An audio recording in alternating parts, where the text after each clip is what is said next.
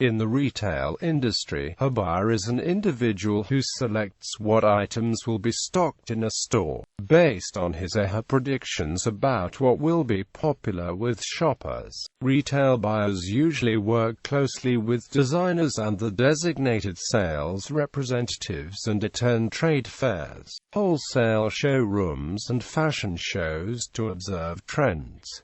They may work for large department stores, chain stores, or smaller boutiques. For smaller independent stores, a buyer may participate in sales as well as promotion, whereas in a major fashion store there may be different levels of seniority such as trainee buyers, assistant buyers, senior buyers and buying managers, and buying directors.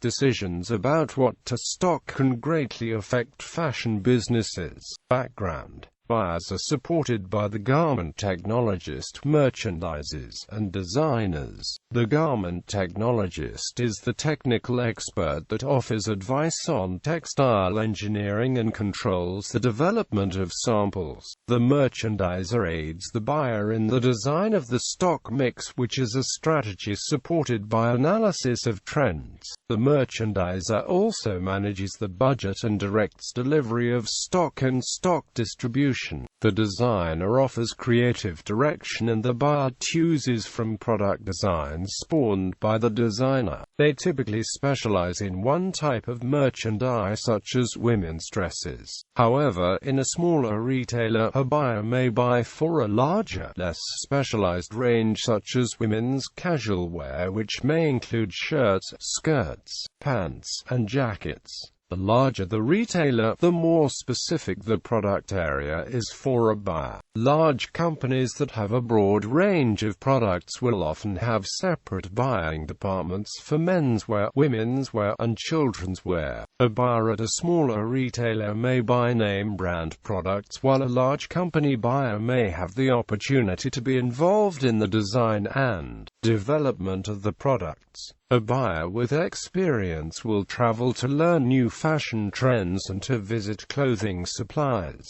Assistant buyers play a smaller role in the selection of merchandise since they are still gaining experience. They may help senior buyers with basic aspects of retailing. Assistant buyers may also be in charge of orders and shipments, supervise sales personnel, keeping records, and dealing with customers who are returning or exchanging merchandise. Buying team. Buyers work alongside the buyer colleagues because they receive helpful advice from one another. A buyer can have frequent meetings with the buying manager to discuss the development of the range of garments.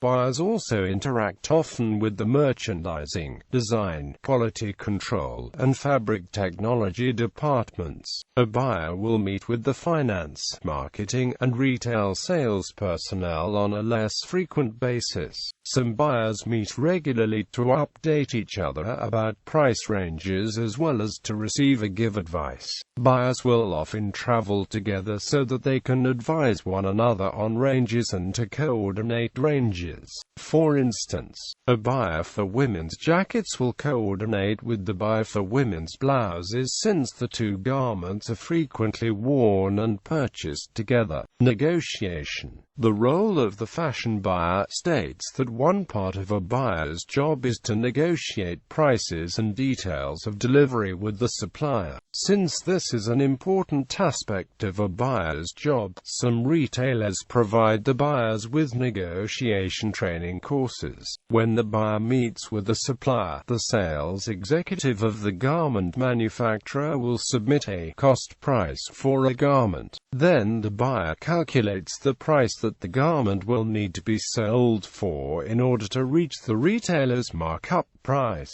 The markup price is the difference between the selling price and the manufacturer's cost price.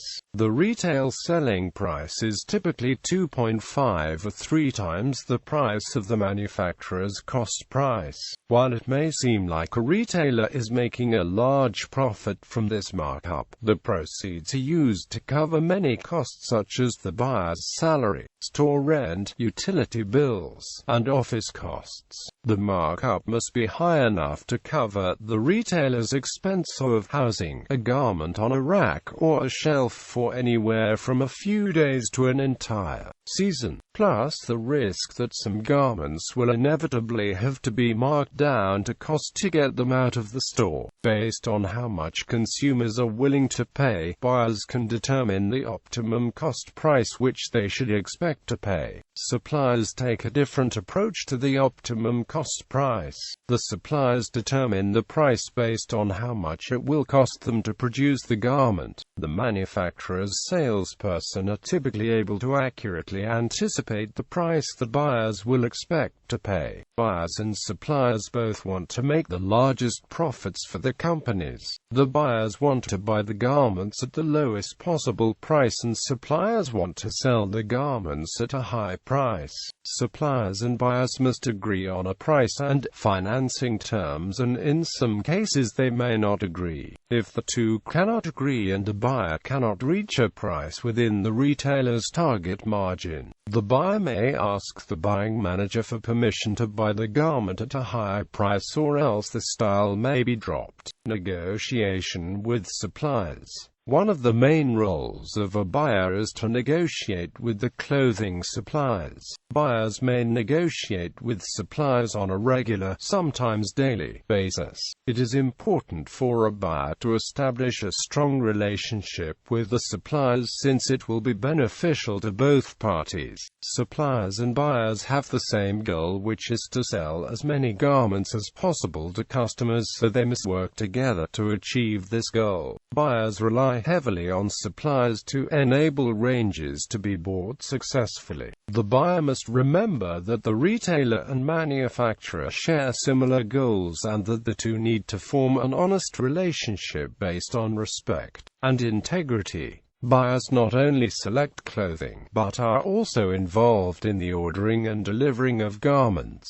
In some cases, the buyers may also be involved in the product development and display processes. Forecasting. According to Peter Vogt, buyers predict months and in some cases years in advance what accessories and apparel will sell and at what prices. The buyers need to stay current with the fashion industry. Depending upon the item and season, buyers will purchase merchandise 6 months before it's sold in stores. Therefore, they must be able to anticipate fashion trends and consumer needs. In order for buyers to anticipate future trends, they familiarize themselves with current merchandise in catalogs and line sheets and travel to seasonal fashion weeks and shows to view new styles. Companies such as Zara have drastically shortened the buying and production timelines. It is also necessary for a buyer to know his/her customers. They can achieve this by viewing sales records and by spending time on the selling floors. Interaction with internal departments. Fashion buyers interact frequently with other departments within the company to get advice. It is important to have a large fashion range, and to achieve that requires team effort. Buyers will coordinate and discuss ideas with the merchandising, marketing, and quality control departments. The internal departments are dependent of one another and they need to work together if the company is to be successful. Qualities of a successful buyer.